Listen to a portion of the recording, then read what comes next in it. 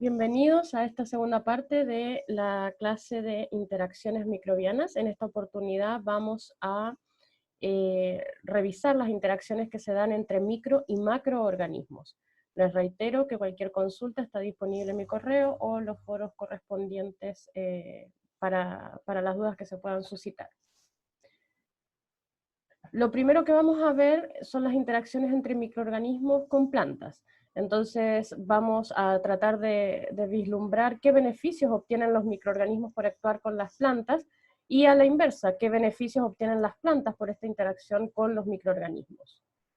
Para ello, lo primero es mencionar que la mayoría de las interacciones microbianas, al menos las más conocidas, se dan en la zona de la rizósfera, que es la zona con directa influencia de las raíces de las plantas. Entonces, en ese ambiente podemos distinguir tres microambientes. Está la ectorrizósfera, que es la región del suelo en contacto directo con la raíz, pero si se fijan en este esquema, está definido como el suelo que no cubre más allá de unos 5 milímetros, es un espesor bien finito del suelo que está rodeando las raíces. Tenemos el rizoplano, que es justamente la región de las raíces en contacto directo con el suelo, o sea, es todo aquello que forma la interfase raíz-suelo, y la endorrizósfera, donde también hay presencia de microorganismos, sobre todo aquellos microorganismos que se consideran endófitos, que es la región del tejido radicular directamente formada por varias capas de células de las raíces. Entonces, ¿qué efecto produce la raíz sobre la microbiota? Sabemos que las plantas liberan compuestos orgánicos, estas pueden actuar como quimioatractantes, quimiorrepelentes, pero también ser utilizadas como fuentes de carbono y energía por los microorganismos que están presentes allí. Estructura el suelo, lo que favorece también, por ejemplo, la aireación, la captación de agua, entre otros. Entonces, es un ambiente enriquecido en microorganismos. Ahora bien, la microbiota ejerce varias funciones sobre la planta, como por ejemplo reciclaje y solubilización de nutrientes, que luego pueden ser nuevamente absorbidos por las plantas, pueden producir factores de crecimiento, vitaminas, aminoácidos, algunos metabolitos secundarios que son similares a hormonas vegetales y por ende promueven el crecimiento, pero también indirectamente pueden, mediante estas interacciones que revisábamos en la primera parte, tener algún cierto grado de antagonismo hacia patógenos e indirectamente favorecer el desarrollo de las plantas. Entonces, en este microbioma de la rizósfera, si bien hay algunos microorganismos que podrían producir efectos desagradables, como las enfermedades que pueden desarrollar algunas plantas, o la contaminación de alimentos, muchas de las plantas son producidas con intereses agrícolas, con fines alimenticios, la gran mayoría de los microorganismos presentes en este ambiente producen un beneficio para la planta en distintos aspectos que son los que se esquematizan allí. Es importante no perder este panorama, que si bien vamos a ver algunas interacciones bien puntuales a modo de ejemplo, esta comunidad microbiana en la rizósfera es compleja, muy diversa, y por ende las interacciones son múltiples. Si se pueden fijar aquí a modo de ejemplo, están las interacciones positivas en verde y las negativas en rojo. Hay relaciones directas entre microorganismos, directas con las plantas, y algunas de estas directas entre microorganismos indirectamente afectan a las plantas. Esto es simplemente para esquematizar que este es un ambiente complejo, muy diverso en cuanto a microorganismos.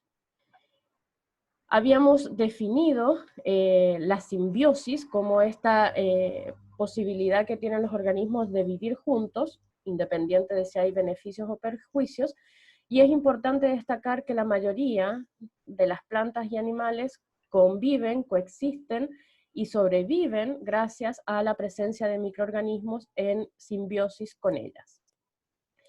Pero también debemos recordar que estas interacciones, si bien las vamos a ver clásicamente definidas en algunos casos, dependen mucho del contexto ambiental. Entonces, una interacción que podemos presentar como mutualista en un cierto contexto temporal y espacial, y con la influencia de condiciones ambientales, podría pasar a considerarse, por ejemplo, un parasitismo bajo otras condiciones. Entonces, es importante recordar que el contexto de interacción define muchas veces si hay beneficio o perjuicio en ese tipo de relación que se establece entre los organismos.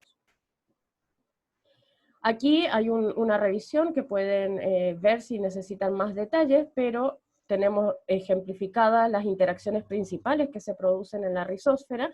Hay muchos microorganismos que se consideran comensales, están allí aprovechándose de la presencia de estos nutrientes que se van liberando a partir de las raíces, y hay dos interacciones muy específicas, muy estudiadas, que son las que vamos a revisar con mayor profundidad, que tienen que ver con la presencia de nódulos producidos por bacterias con una función bien específica, que es la fijación de nitrógeno, y otras que son las micorrizas, en este caso arbusculares, que son interacciones entre las raíces y hongos.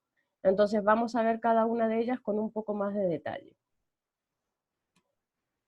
Ejemplos, estos dos, tanto los nódulos radiculares como las micorrizas, de mutualismo. Recordemos que el mutualismo es una interacción en donde mutuamente los integrantes se benefician. En este caso estamos, recuerden, revisando interacciones entre microorganismos con macroorganismos, específicamente plantas. Las micorrizas, como les adelanté, son asociaciones entre hongos con las raíces de las plantas, a diferencia de los nódulos radiculares, que son asociaciones entre bacterias y las raíces de las plantas. Otra distinción importante es que las micorrizas aumentan la captación de nutrientes minerales como el fósforo y el nitrógeno, mientras que los nódulos radiculares es donde se establece la fijación biológica de nitrógeno desde la atmósfera, y vamos a ver un poco más en detalle esa actividad en particular que se da en los nódulos radiculares. Entonces aquí se aumenta la captación de fósforo y nitrógeno que ya está disponible en el suelo versus la obtención de nitrógeno desde la atmósfera mediante una actividad específica. Generalmente las micorrizas son una simbiosis obligada para el hongo. Los hongos micorrízicos no se encuentran en vida libre, mientras que los nódulos radiculares son facultativa la interacción, y claramente al obtener un beneficio muchas veces son comunes.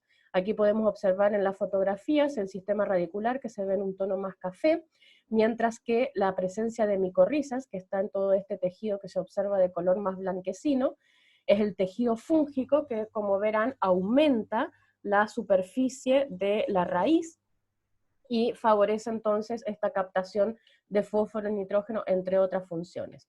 En cambio, los nódulos se observan con esta morfología que es bien redondeada. En el caso de unos nódulos en particular, vamos a ver que hay otros que tienen otra forma, pero son evidentes incluso a simple vista.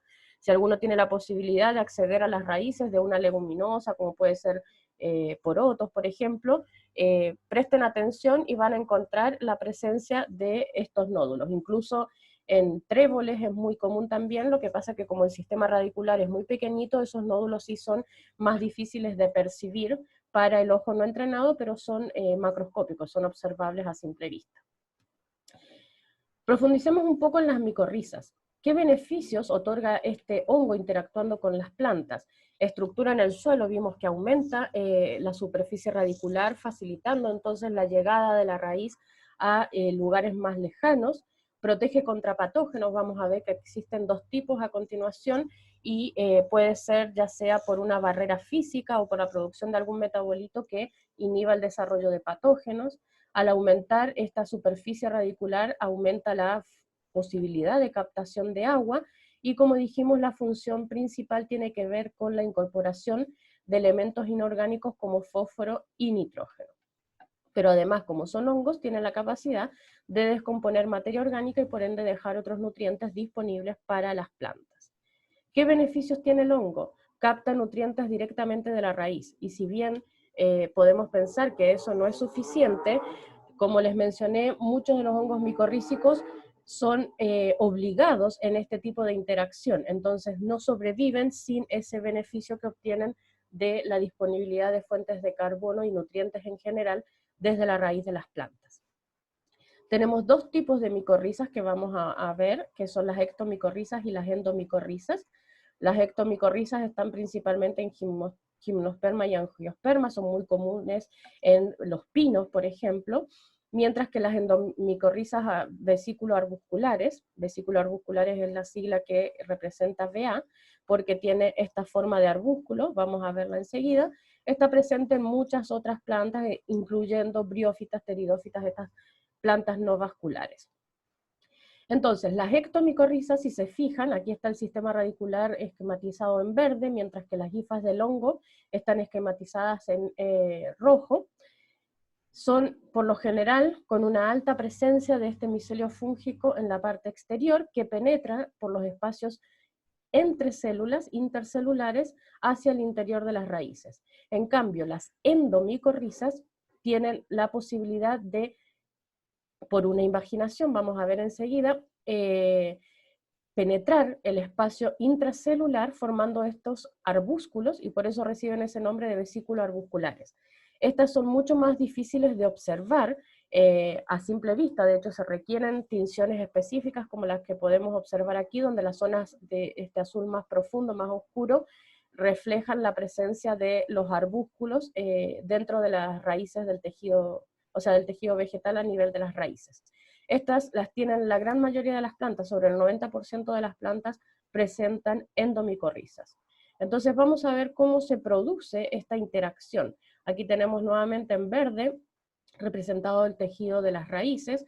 Esto recuerden que son las distintas células corticales, y tenemos en rosado en este caso la presencia del hongo. A partir de una espora, que saben ustedes que son las estructuras reproductivas de los hongos, cuando ésta germina puede entrar en contacto con las células del rizoplano, del exterior de la raíz, y producir estructuras especializadas que les permite la invaginación, y si se fijan hay una migración hasta que se llega a las células del córtex, que son las células centrales de la raíz, y es allí donde se forman estos arbúsculos.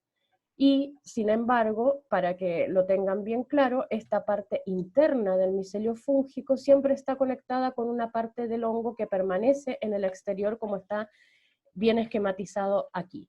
Aquí nuevamente tienen la referencia en caso de que quieran ver más detalle, y les dejo también las leyendas de figura para que puedan revisar con mayor profundidad este mecanismo. Si se fijan, aquí hay un detalle de estos arbúsculos que se forman en la zona del córtex, y no hay una penetración real de las hifas del hongo dentro del citoplasma, sino que se produce una invaginación que involucra también a la pared y membrana celular, que es la que favorece que haya un intercambio de nutrientes, como vamos a ver a continuación. Entonces este es el arbúsculo con las membranas y los espacios de intercambio de nutrientes que se generan entre las células de la planta y las células del hongo. ¿Cómo sucede eso? Aquí tenemos un zoom, una magnificación mayor de lo observado en ese momento. Tenemos nuevamente las células del hongo siguen en rosado. Tenemos aquí una célula de la planta a nivel de la raíz, y aquí tenemos la parte del hongo que permanece en contacto con el suelo. Entonces hay una migración de nutrientes desde la parte del suelo hacia las plantas, y a la inversa también sucede. Entonces dijimos, las micorrizas favorecen la obtención de nutrientes, sobre todo nitrógeno y fósforo, que ya está disponible en el suelo. Entonces hay transportadores específicos para fósforo, para compuestos nitrogenados, que ingresan a la célula fúngica y se transforman para poder formar estas moléculas que son más fácilmente transportables hacia las células que están en el interior del tejido vegetal. Entonces se forman estos polifosfatos que van unidos también a algunos aminoácidos, y acarrean entonces el fósforo, que luego puede desdoblarse desde ese polifosfato y ser traspasado a la célula vegetal, y lo mismo pasa con los aminoácidos, que por transformaciones pueden contribuir con compuestos nitrogenados a las células vegetales. Entonces aquí tenemos el aporte de nitrógeno y fósforo que fue adquirido por el hongo desde el suelo y transportado mediante el tejido fúngico hacia el interior de las células de la raíz. A la inversa, dijimos que es una interacción mutualista, entonces tiene que haber también un beneficio para el hongo. Dijimos que la mayoría del beneficio viene aportado por las fuentes de carbono que provienen del metabolismo fotosintético de las plantas, y esas moléculas, esas azúcares que se generan pueden llegar a formar parte de, perdón, es decir, de las células fúngicas, penetrar en las células fúngicas, también formar estos complejos, que son como el glicógeno y el triacilglicerol, que son moléculas más fácilmente transportables, y se transportan entonces, no solamente son utilizadas por esta parte del hongo, sino se pueden transportar a las células que quedan en el exterior. Entonces tenemos aquí el paso de fósforo y nitrógeno desde fuera hacia adentro, y el paso de azúcares desde dentro hacia afuera, con el claro ejemplo de que se considera entonces una interacción del tipo mutualista. Bien, eso en cuanto a las micorrizas en aspectos generales. Vamos a pasar a los nódulos radiculares. Recuerden que la principal diferencia es que es una interacción entre bacterias y plantas, y la principal función es poder facilitar la producción de nitrógeno a través de un proceso conocido como fijación biológica del nitrógeno. Los fijadores de nitrógeno, también conocidos como diazótrofos, pueden fijar nitrógeno en vida libre o fijar nitrógeno en simbiosis. Los que nos interesan en este momento son los fijadores simbióticos. Recuerden, esto también es una interacción mutualista porque hay nitrógeno fijado que pasa desde la raíz hacia el resto de la planta, versus el aporte nuevamente de compuestos de carbono fijados por fotosíntesis por las plantas, que nutren y permiten realizar la fijación de nitrógeno a las bacterias que se encuentran en el nódulo. Lo importante es que esta maquinaria para fijar nitrógeno se encuentra codificada en las bacterias. Las plantas no tienen capacidad de fijar nitrógeno si no están conviviendo en simbiosis con estos organismos. ¿Por qué muchos de los fijadores de nitrógeno establecen simbiosis? Porque este proceso de fijación de nitrógeno es muy costoso energéticamente, entonces se benefician por el aporte de energía, poder reductor, etcétera, desde la planta para poder realizar esta actividad. Sin embargo, reitero que hay fijadores de vida libre que tienen la capacidad de adquirir nitrógeno e ingresarlo al sistema sin la necesidad de interactuar con las plantas. Estos que vemos aquí, los fijadores simbióticos, que se conocen como rizobios, y probablemente son los más conocidos por muchos de ustedes, establecen interacción con leguminosas, mientras que Frankia, no tan conocido, es una actinobacteria que establece esta interacción simbiótica con plantas actinorrícicas. Estas plantas leguminosas son por lo general de interés agrícola, muchas de estas seguramente las conocen, la soya, los porotos, el trébol, entre otros, y tienen esta especificidad. Si se fijan, cada uno de estos géneros de plantas leguminosas establecen interacción con un microorganismo especial dentro de los rizobios. Están los rhizobium, los bradyrhizobium, los sinorhizobium, etc. Lo importante aquí no son los nombres, sino que hay una interacción uno es a uno específica. No cualquier rhizobium puede establecer interacción con cualquier leguminosa. En cambio, a nivel de Frankia, si bien no se conoce mucho la distinción de distintas especies, es el mismo tipo de microorganismo el que establece interacción con distintas familias de plantas actinorrícicas.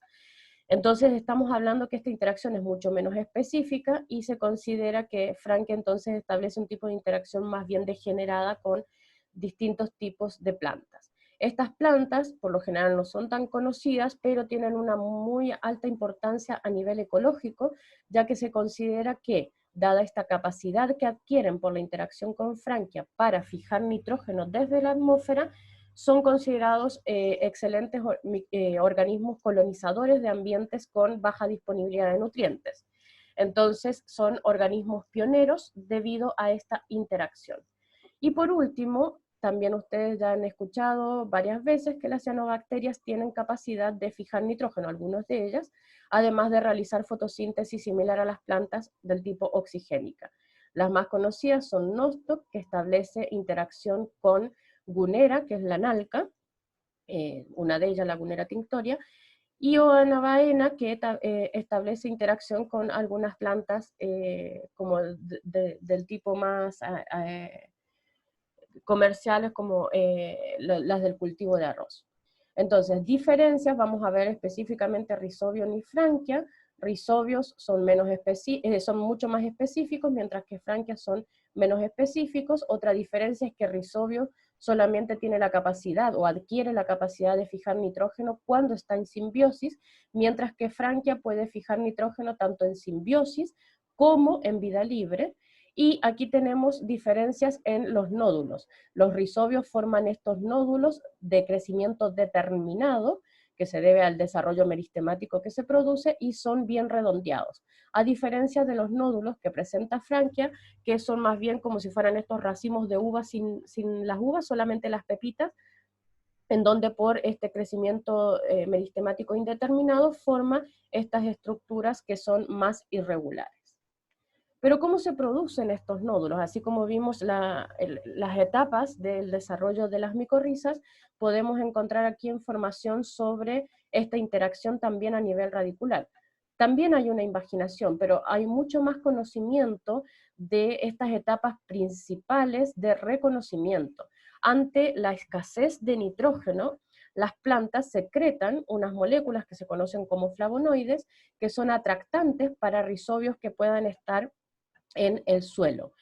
Una vez que los rizobios reconocen la presencia de los flavonoides, secretan factores NOD de nodulación que permiten entonces que las plantas permitan la invasión que va a producir Rhizobium para aportarle nitrógeno. Lo reconoce como una simbiosis que es beneficiosa para la planta. Entonces, una vez que se produce esta comunicación a nivel químico entre microorganismo y planta, a través de los pelos radiculares se produce la invaginación. Si se fijan aquí en rosado está cómo se va formando un tubo de infección donde van ingresando las bacterias nuevamente a las células del córtex, y es allí, en esas células del córtex, donde las bacterias empiezan a conocerse como bacteroides, pierden la capacidad de reproducirse, pero adquieren la capacidad de fijar nitrógeno, y son los nódulos que podemos observar a simple vista. Aquí, para que vean, esto fue un esquema, aquí hay fotografías justamente, por ejemplo, de cómo se forma el tracto de infección, y ahí pueden distinguir las bacterias en el interior, y cómo por esa multiplicación inicial que se produce en el tejido cortical se producen entonces estos cúmulos de microorganismos, de bacterias específicos rizobios, que a simple vista adquieren esta morfología de nódulo. Si bien este proceso en franquia es muy similar, tiene algunas pequeñas diferencias, no vamos a entrar en detalle porque la mayor cantidad de conocimiento está dada por esta interacción entre rizobios y leguminosas.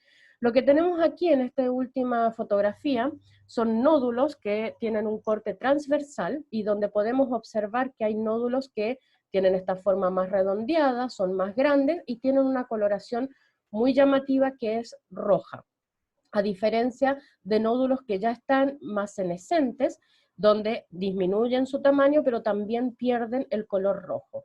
¿A qué se debe la presencia de este color rojo? A una molécula que se conoce como LEG-hemoglobina. Claramente está muy relacionada con la hemoglobina, porque tiene esta capacidad de atrapar oxígeno gracias a la presencia de grupos hemo, que atrapan el oxígeno y no lo dejan disponible. El hierro, que forma parte del grupo hemo, es el que otorga la coloración rojiza, como la hemoglobina otorga color rojo también en la sangre. ¿Por qué es importante atrapar el oxígeno? Porque esta actividad de fijación de nitrógeno implica una reducción muy importante. Vamos a ver cómo sucede. El nitrógeno que está en la atmósfera, como nitrógeno molecular, recuerden, son dos átomos de nitrógeno unidos por un triple enlace, entonces una molécula que está fuertemente unida, hay que romper ese triple enlace y además reducir el nitrógeno para que adquiera estabilidad, entonces se requiere un alto poder reductor.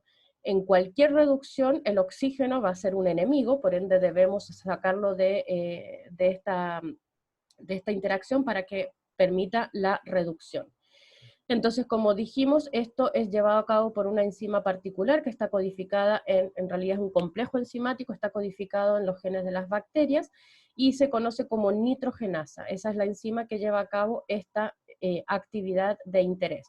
Una vez que se fija ese nitrógeno y se transforma en amonio o amoníaco, puede ser traspasado a las células vegetales. Aquí tenemos el aporte a través del proceso de fotosíntesis que realiza la planta hacia las bacterias que establecen simbiosis, aportando fuentes de carbono y energía que por los metabolismos que ustedes ya conocen son los que favorecen el desarrollo de esta actividad. Y finalmente en el esquema está la presencia de la LEG-hemoglobina. LEG es de leguminosa, para que recuerden el nombre, LEG-hemoglobina, que es la que atrapa el oxígeno para que no esté inhibiendo esta reacción de reducción que se requiere aquí. Entonces, como les mencioné, es un complejo enzimático, aquí está la reacción que se lleva a cabo en pasos secuenciales donde se requiere un alto poder reductor, se traspasan electrones para realizar esta reducción desde nitrógeno molecular hasta amonio o amoníaco. Sin embargo, las raíces no son la única sección de las plantas, como se podrán imaginar, que tienen presencia de microorganismos. También existen microorganismos en los frutos, en las flores, en las hojas e incluso en las cortezas. Y podemos observar la presencia incluso de interacciones entre microorganismos, como las que ya hemos visto, que son los líquenes, que utilizan como sustrato la corteza u otras superficies del tejido vegetal.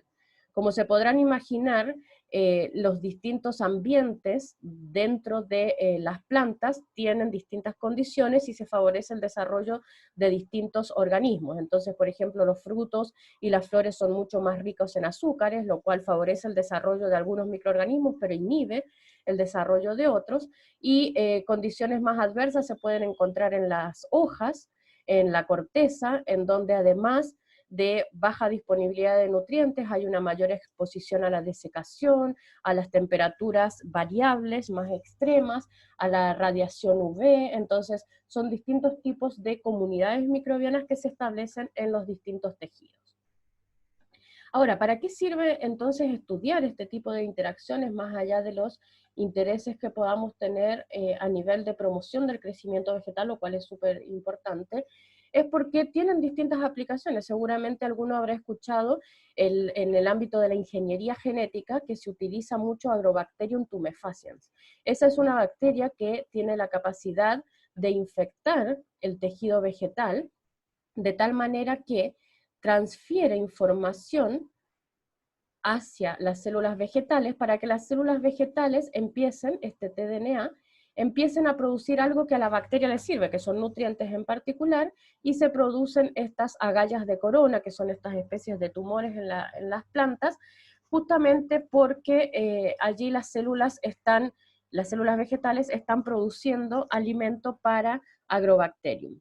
Esta interacción que sucede naturalmente fue aprovechada para desarrollar una herramienta de ingeniería genética en donde ahora las bacterias, en vez de transferir el DNA que les interesa a las bacterias que produzcan las plantas, transfieren un DNA de interés de la investigación que se esté realizando. Entonces, hay una parte de este DNA que puede reemplazarse por genes de interés para que mediante la infección que se produce naturalmente por Agrobacterium, luego las células vegetales estén produciendo una característica que hayamos puesto codificada en el pedacito de ADN, utilizando específicamente el vector que ya tiene naturalmente Agrobacterium.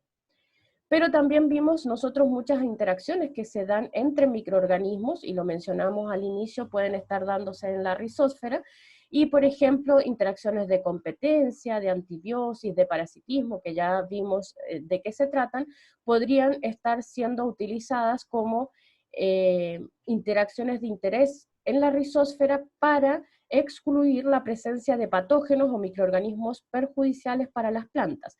Entonces, muchas de estas interacciones son las que establecen los bioinoculantes que se conocen como biocontroladores, que se usa mucho en la producción de plantas de interés agrícola, por ejemplo, cuando hablamos de cultivos orgánicos. Muchos de estos microorganismos son inoculados adrede en este sistema debido a que con estas interacciones previenen o disminuyen la posibilidad de infecciones por otros microorganismos. Y finalmente tenemos aquí otra aplicación que es la de Bacillus thuringiensis.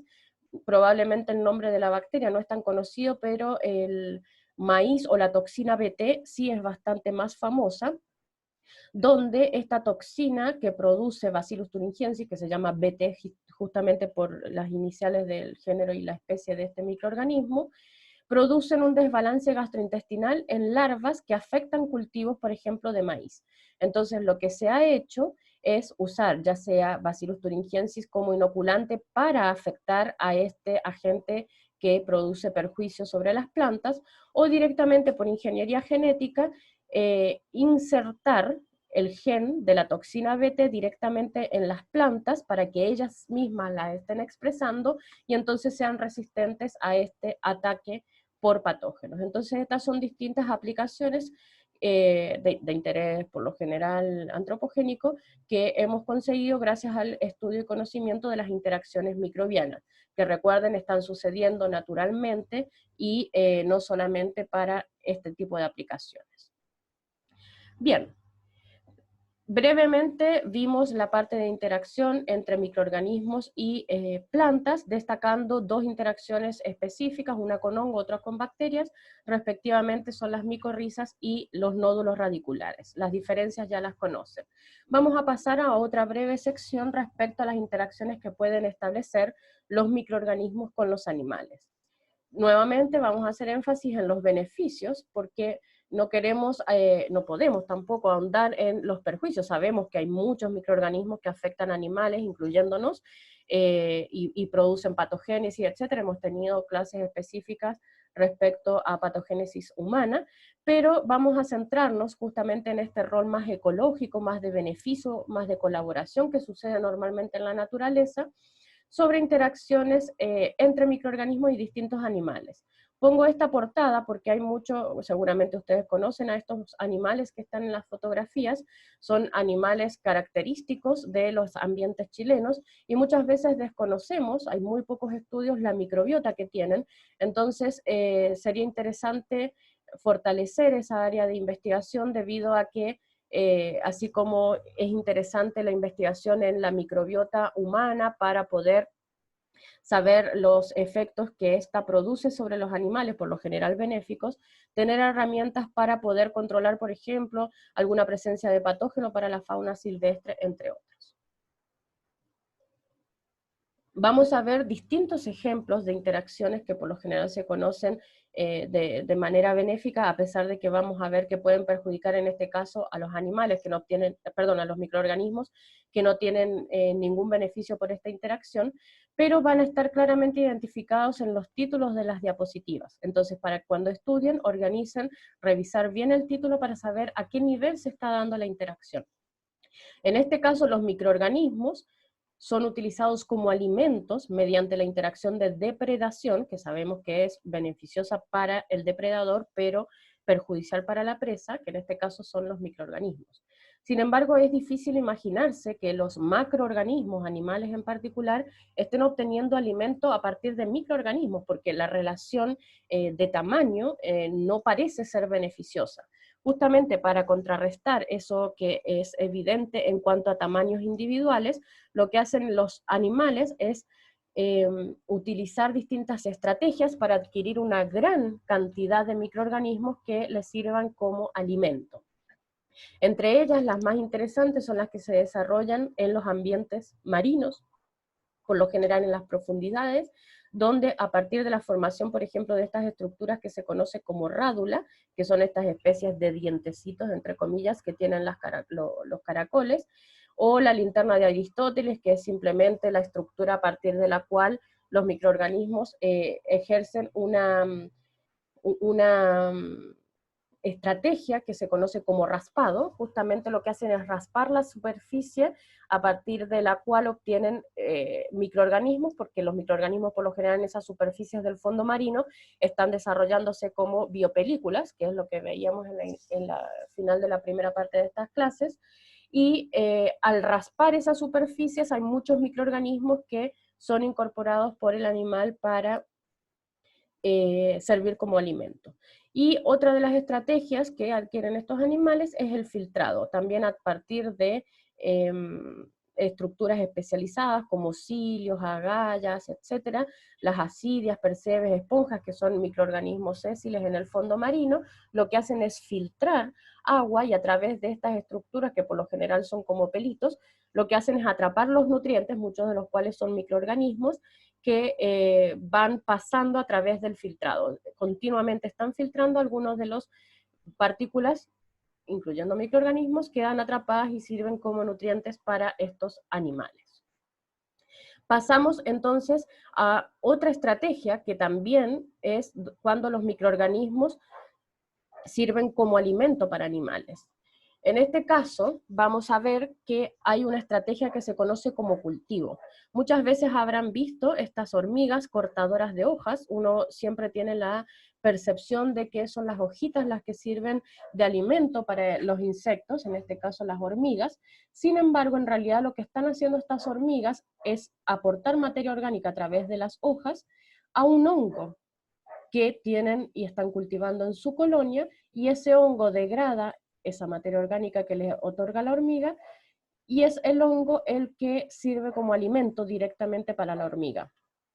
Entonces, hay una interacción de mutualismo porque la hormiga alimenta al hongo, que a su vez alimenta a la hormiga. Es interesante esta interacción, no sea solamente entre hongos y hormigas, sino también a nivel de los termitas, los escarabajos. Uno asocia normalmente que estos están alimentándose de material vegetal, ya sean hojas, madera, etc. Sin embargo, en realidad lo que tienen es una interacción simbiótica del tipo mutualista con hongos que sirven de alimento. El micelio del hongo, este cuerpo del hongo, cuando está en cultivo, ya sea en estas colonias o en las distintas tipos de agrupaciones animales que tienen estos animales, valga la redundancia, presenta un tipo de micelio como el que se observa acá, de crecimiento netamente vegetativo, a diferencia de cuando el micelio de ese mismo hongo no es cultivado por el animal, en donde adquiere estructuras del tipo reproductivas sexuales. Entonces, ¿por qué le interesa al animal mantener este crecimiento vegetativo? Porque no quiere variabilidad en ese hongo. Ese hongo es el que le sirve de alimento, así le gusta, y si empieza a recombinar por la reproducción sexual, puede tener una variación que no es interesante. Entonces, hay justamente una poda, un cultivo de este microorganismo de este animal, perdón, que favorece el desarrollo de estructuras vegetativas del hongo. Sin embargo, eso no es todo. En estas interacciones se da, como en todas las interacciones a nivel natural, una complejidad de red de interacciones que vamos a tratar de ver en un poco más de detalle, solo a modo de ejemplo, en donde dijimos, se establece mutualismo, entre el hongo que es cultivado, está aquí, el hongo cultivado por la hormiga, porque si bien la hormiga come al hongo, lo alimenta para poder desarrollarlo, pero no solo eso, también tiene otros beneficios este hongo cultivado debido a otras interacciones que se dan en esta compleja red de interacciones. La hormiga puede establecer una interacción del tipo mutualista con una actinobacteria o un actinomycete, que tiene la capacidad de producir antibióticos. Entonces, ¿cuál es el mutualismo? La actinobacteria produce antibiótico contra un parásito del hongo cultivado. Entonces, si se fijan, es esta red de interacciones. Pero a su vez esta actinobacteria se aloja en glándulas específicas del animal, encontrando un ambiente adecuado para su desarrollo. Entonces, esta interacción entre la actinobacteria o actinomycete y el animal es del tipo mutualista, mientras que entre la actinobacteria y el parásito es antibiosis o amensalismo, mientras que entre el parásito y el hongo que sirve como alimento hay una interacción de parasitismo. Entonces, en este pequeño círculo de red de interacciones podemos ver una diversidad gigantesca de posibilidades que se dan entre distintos tipos de microorganismos con la hormiga. Sin embargo, esto puede ser más complejo. Esta es una revisión más actual de este mismo tipo de interacción, pueden encontrarlo allí disponible, donde tenemos el hongo cultivado y las hormigas que alimentan a ese hongo. Ya vimos esta interacción, veíamos que hay hongos que pueden actuar como patógenos del hongo de interés para la hormiga. Sin embargo, hay otras bacterias que establecen interacción con la hormiga que favorecen el control de esas poblaciones, y hay otros integrantes que se han ido incorporando, como por ejemplo bacterias fijadoras de nitrógeno, para balancear el aporte de nutrientes que aportan las hojas al hongo cultivado, y hay otras levaduras, por ejemplo estas levaduras negras, que en realidad controlan la población de esta bacteria per se biocontroladora, que eran los actinomicetes o actinobacterias, porque siempre se requieren, recuerden, en la naturaleza un equilibrio en donde no puede haber una predominancia exacerbada de un tipo de población,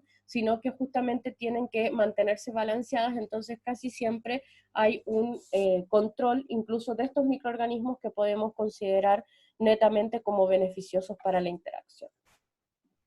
Bien, mucho más conocido que los microorganismos como un todo para el aporte de nutrientes a los animales es la presencia de metabolitos microbianos que usamos como alimento, incluyéndonos a nosotros los humanos.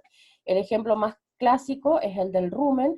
En los rumiantes, como por ejemplo esta vaquita, en realidad, claro, están comiendo pastos o granos, pero no es eso lo que les aporta nutrientes directamente al animal, sino que en el rumen, en este sistema gástrico especializado que tienen los rumiantes, se producen condiciones que favorecen el desarrollo microbiano de múltiples microorganismos, hongos, bacterias, protozoos, etcétera, porque es justamente como si fuera un bioreactor natural. Hay condiciones en donde hay aportes de nutrientes, lo que ingiere el animal, hay eliminación de desechos, vamos a ver, pero también hay una mezcla continua del contenido, hay una temperatura y un pH constante, y en este caso se dan condiciones anaeróbicas que favorecen el metabolismo fermentativo. Entonces, en este bioreactor natural, lo que está sucediendo es que el alimento que ingresa, rico en celulosa, almidón, dependiendo de si estamos hablando de pasto, granos, etcétera, lo que se produce es una ruptura de estas megamoléculas que se ingieren. Por lo general ahí intervienen protozoos, hongos, y son daños más bien mecánicos, hasta generar, mediante algunos procesos, azúcares simples que son fermentadas por la microbiota del rumen en particular, y forman ácidos grasos volátiles que son de bajo peso molecular y simplemente por eso adquieren ese nombre, como los que vemos aquí, y son estos AGV o ácidos grasos volátiles los que efectivamente sirven como nutrientes para el animal. No es directamente este alimento que se ingiere, sino los productos de la digestión, muchas veces ayudada por microorganismos, los que sirven como nutrientes. Sin embargo, dijimos, hay desechos que se producen durante la fermentación, no son aprovechados por el animal, entonces son liberados al ambiente, como el dióxido de carbono y el metano, y muchas veces estos se relacionan con las problemáticas ambientales que puede haber por la producción de estos gases de efecto invernadero, y justamente la producción que incluye masivamente la cría de este tipo de animales favorece mucho la eliminación de estos gases a la atmósfera, con los problemas y consecuencias que ello pueda traer. Ahora bien, los mamíferos no somos los únicos que nos podemos ver beneficiados por los metabolitos microbianos que utilizamos como alimento. Hay otro tipo de animales, en este caso las termitas, las sanguijuelas, que uno asocia que están alimentándose, por ejemplo, de madera o sangre respectivamente. Sin embargo, sin la microbiota que tienen asociadas en sus sistemas digestivos, a pesar de que puedan ser muy simples, no podrían obtener lo que usan como nutriente verdadero. Entonces también aquí se producen las termitas, fermentación de la celulosa que el animal ingiere, produciendo estos metabolitos como el acetato que sirven para nutrición directa del insecto. En el caso de la sanguijuela, la comunidad microbiana que tiene en su tracto digestivo es muy simple, está formada por dos tipos específicos de microorganismos que justamente son los que digieren la sangre, que es muy pobre nutricionalmente, y forman, mediante su metabolismo, compuestos que sí sirven como nutrientes para la sanguijuela. Finalmente, porque en esta parte de metabolitos microbianos como alimento, porque son los más raros debido al tipo de ambientes que colonizan, tenemos estos gusanos tubícolas. Los gusanos tubícolas son animales que viven en el fondo submarino, por lo general asociado a estas fumarolas, en donde hay un ambiente muy rico en compuestos inorgánicos, además de otras condiciones como altas temperaturas, bajos pH, etc. Y estos animales claramente no pueden utilizar compuestos inorgánicos como fuente de carbono y energía, son heterótrofos, y por ende necesitan la microbiota que tienen en su trofosoma, que es este tracto digestivo específico, para que realice la transformación de compuestos inorgánicos en compuestos orgánicos que efectivamente el animal puede utilizar como nutrientes. Entonces aquí un esquema simple en donde en ambientes tan extremos como esto, la microbiota es fundamental para la nutrición de animales que allí se puedan encontrar. Ahora bien, vimos microorganismos en conjunto como alimento para los animales, metabolitos producidos por microorganismos como alimento para los animales, y este es un caso muy llamativo, además de que son espectaculares estas fotografías, animales fotosintéticos, entre comillas. ¿Por qué? Porque adquieren la capacidad de interactuar con algas o bacterias que tienen la capacidad de realizar fotosíntesis, ese metabolismo ya lo conocemos, y a través de esa interacción entonces obtener nutrientes directamente por fijación de carbono a través de este proceso fotosintético. Sin embargo, el más llamativo es el que tienen aquí destacado a la derecha, donde se conoce como babosa de mar. Este animal no se queda con la interacción con otro organismo que tiene la capacidad de realizar fotosíntesis, sino que tiene la particularidad de incorporar los cloroplastos que le roba en un proceso que se conoce como cleptoplastía, robar plástidos, que roba a un alga que fue presa de ese ataque.